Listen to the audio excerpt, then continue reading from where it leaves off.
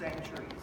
And in order to evaluate what social movements have done, we have to understand the economic history that underpins it. If you study political science without studying economics, you're wasting your time. If you study history without if you study education without studying economic history, you're wasting your time. If you're a social worker, you're a cop without a uniform. Because your job is to kidnap the children of parents who disobey and seize control of them and make them wards of the state. That's what cops do. But in order to understand the function of a social worker or a function of a policeman, or for that matter, the function of public schools, you have to connect the history of education, the history of culture, with economic history, and above all, with military history. And the schools aren't going to teach you that. You have to pick up that information on your own, which means that you have to study more than the rich people who own this country. Trump doesn't need to do any reading. He went to the best schools in the United States, and he's a member of an economic class that pays its intellectuals to do their studying for them. Who the hell do the workers and the permanently unemployed have to do their studying for them? We don't have anybody. We have to do the reading and the research and the education ourselves. And if you are not reading 24 hours a day, if you're not studying 24 hours a day, brothers and sisters, you're part of the problem. And the best thing you can do is get the hell out of the way and let the people who study and who work hard at doing the research and the education carry on. Now, those three kinds of processes that have made the connection between race and exploitation and colonialism in the last 3 centuries go as follows. And here's the source. Just in case you don't know what to read, I put it up here. And the next time I see you on the streets, I'm going to quiz you about it. Right. And if you don't have the answers, I'll never talk to you again. I don't have time to waste with dummies.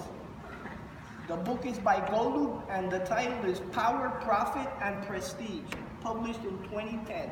And the subject, like I just mentioned, is the kind of racialization that is connected with exploitation and with colonialism in the 19th, 20th, and 21st century.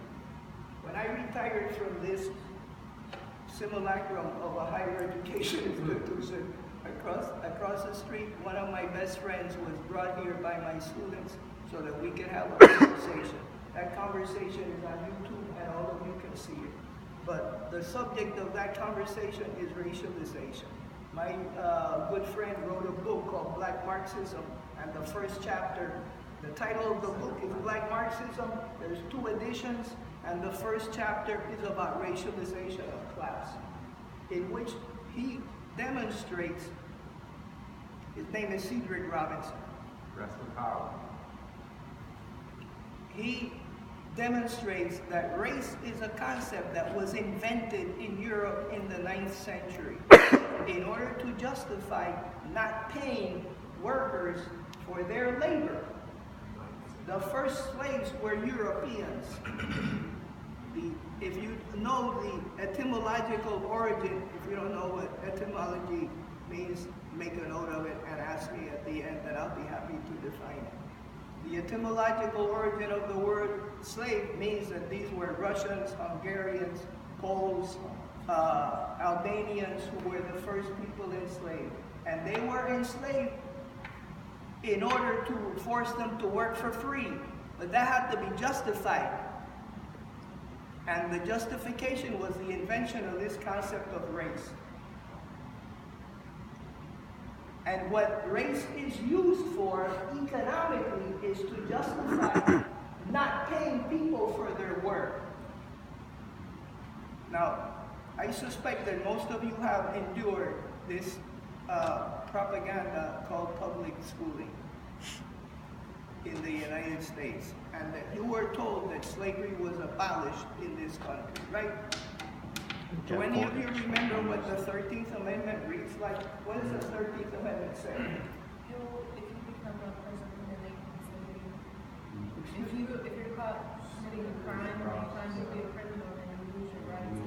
If you are convicted, that's what it says in the 13th Amendment, that if you are convicted in court, you can be forced to work for free today. And that's slavery. Now, how many of you draw a paycheck? Raise your hand, let's not be ashamed. How many of you draw a paycheck? You get paid, right? Now, if you were paid for the total value of your labor, would there be profit? Where does the profit come from if you get paid for the whole total value of your work? I'm just saying there were no taxes. No. Let me repeat what I said. I may have explained myself incorrectly.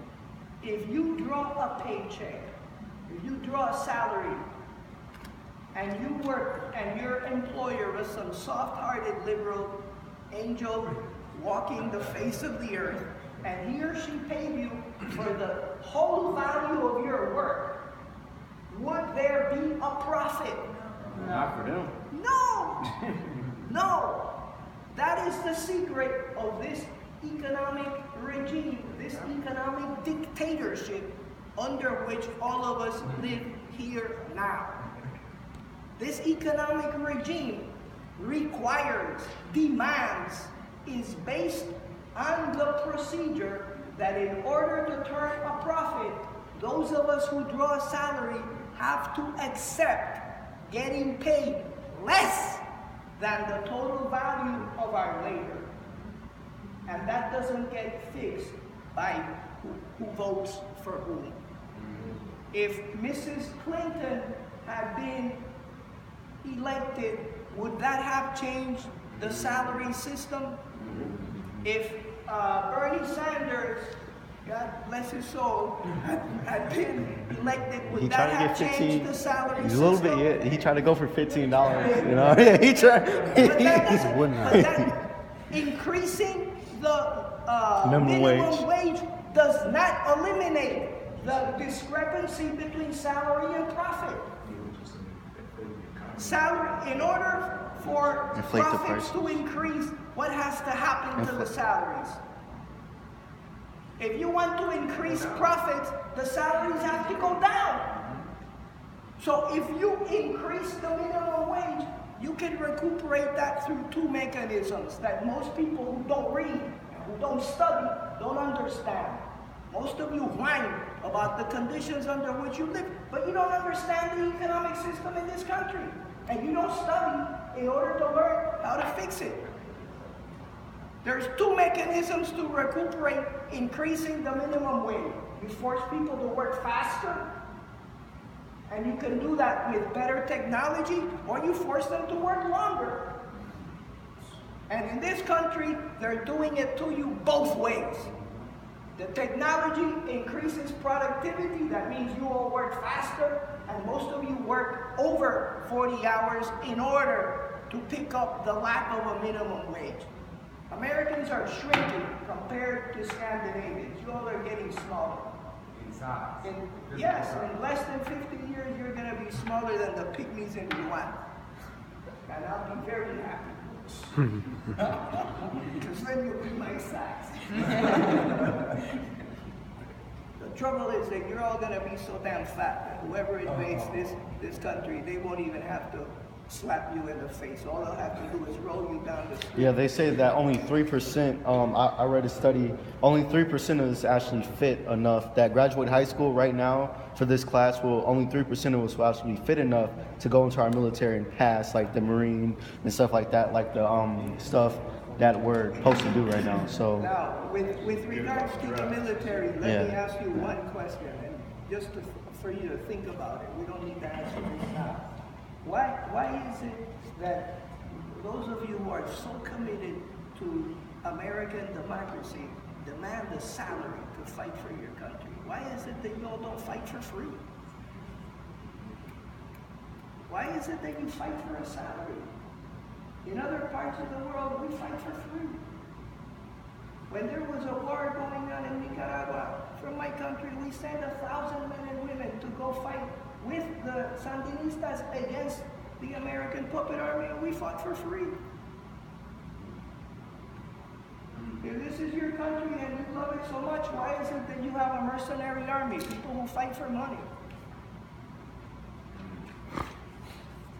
Why isn't it required to be a member of the city council, of the state legislature, of the National Congress? Why isn't it that everybody who's in there has to be required to be a veteran of your armies and that they all have to fight for free? Why not? This is your country and you love it so much. Do you know what your armies do overseas? Kill. Bully. Kill. How are they getting PTSD? Why is it that your country doesn't sign the International War Crimes Tribunal so that you armies can be taken to Holland and be tried in the International War Crimes Tribunal court for all the raping and all the murdering and all the torturing that your armies do and have been doing for over 100 years? Why not? Too much pride. You should go live. Tag me in it. This is part of the reading that you need to do in order to be able to make the connections between causes and consequences. That's what education is. That's the difference between education and storing information. If you don't know the causes, you're trained like puppies, again, going to the toilet on a newspaper to focus on the consequences. I'll give one example and carry on. Kalamazoo has the highest infant mortality rate for black children in the United States. That's a consequence. The question that nobody in this freaking town asks themselves is who profits from that? Hospitals. You said around the city, like Pfizer, the hospitals. Who are the black landlords in the north side who profit from the hovels that those single mothers have to live in? What research have you done? How are you going to address a problem if you don't understand its causes? Those houses in the north side where those single mothers live, where their children die before they're 1 year old, those are owned by black landlords. And in Edison, where I live, they're owned by Latino landlords. And how many of you know what the names of those landlords are?